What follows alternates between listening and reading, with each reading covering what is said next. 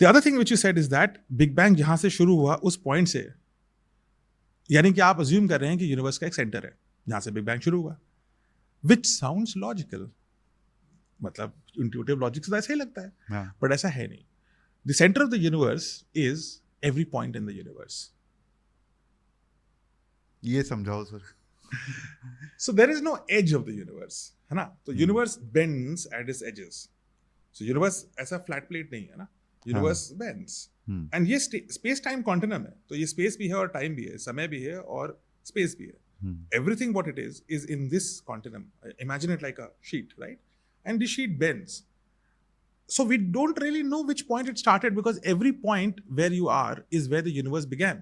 Because आप एक point से निकले हो, मैं भी उसी पॉइंट से निकला हूँ, वो मार्स से बैठा उसी पॉइंट से निकला है, वो एंड्रोमेडा गैलेक्सी जो बगल वाली है वो भी उसी पॉइंट से निकला है.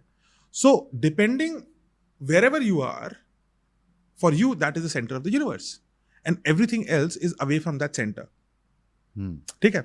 So this is so these are things which happen because we are victims of a lifespan which is 80 years, which is nothing compared to cosmos.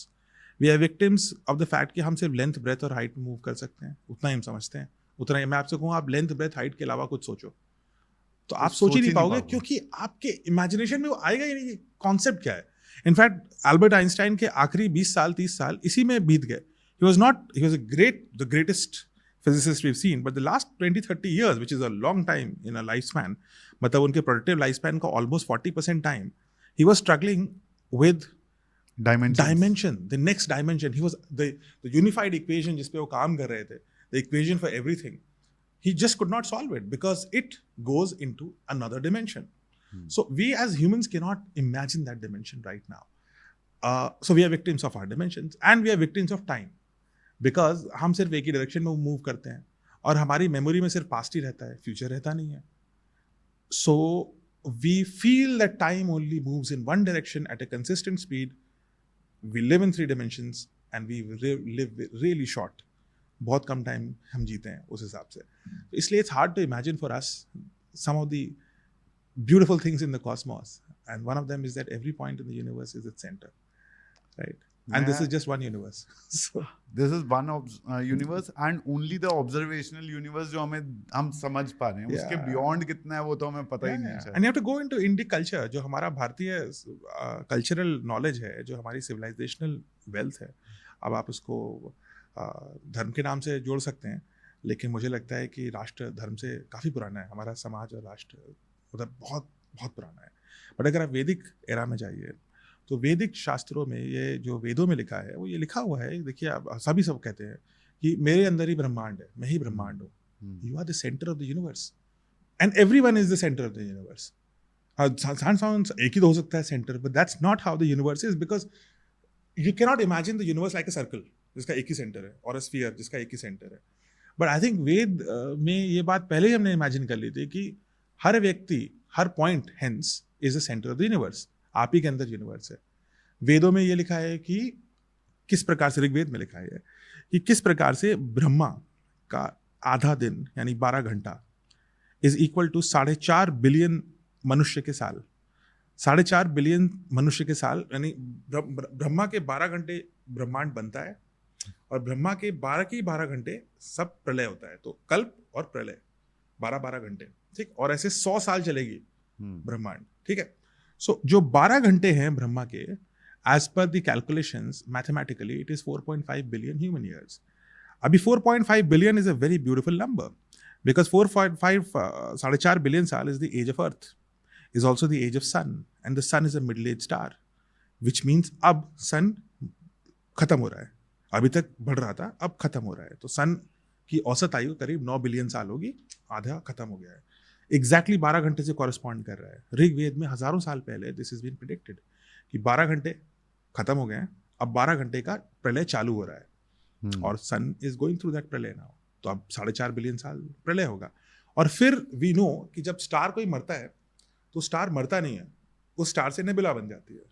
उसकी जो पदार्थ हैं वो छिटक जाते हैं और फिर वो पदार्थ फिर से सृष्टि करते हैं, फिर से कल्प करते हैं. उसको फिर 4.5 बिलियन साल लगेगा और फिर वो खत्म होगा 4.5 बिलियन साल में. सो कॉन्टिनम की जो बात कर रहे हैं कि यूनिवर्स में कुछ डिस्ट्रॉय नहीं होता, सन मरते हैं और नए सन बन जाते हैं, स्टार मरते हैं नए स्टार बनते हैं. That is predicted and well stated in our Rigveda, and not only just stated, it is calculated to the 96% accuracy. And who knows कि maybe they were more accurate. So maybe we are 104%. हाँ, शायद हम 104% पे पहुंच गए 100 की जगह. But इतनी accuracy के साथ अगर मैं आपको एक random number बोलता, think of a random number which is the age of the sun. 4.5 billion में से एक guess आपका correct हो सकता है. हाँ, सही कह The probability of getting that is impossible, near impossible. So how did we get it right?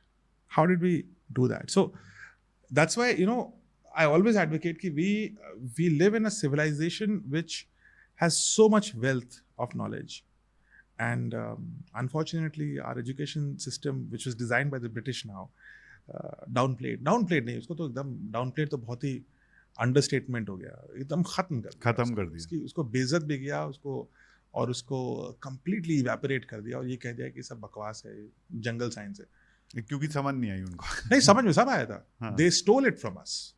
So समझ में सब आया उनको, ये this is a myth. They stole knowledge from here. Einstein rebranded. used to have a Sanskrit translator, ऐसा कहीं जगह पढ़ा है मैंने.